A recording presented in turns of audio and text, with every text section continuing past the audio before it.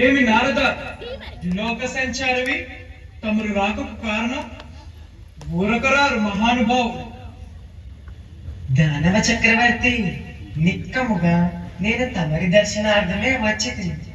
ఇంతకీ హిరణ్యకశిపుల వారు ఏదో దిగులతో బాధతో ఉన్నట్టు తోస్తోంది. ఏమి చెప్పేది నారద?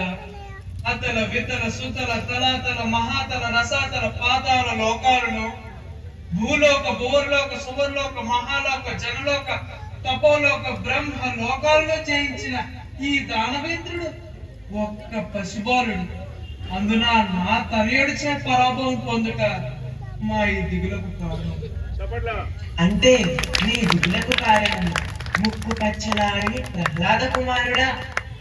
అవును, నిత్యము శివనామ పరుడైన నా ఎదుట నా శత్రు హరినామ సంకీర్తన చేయుచున్నాడు.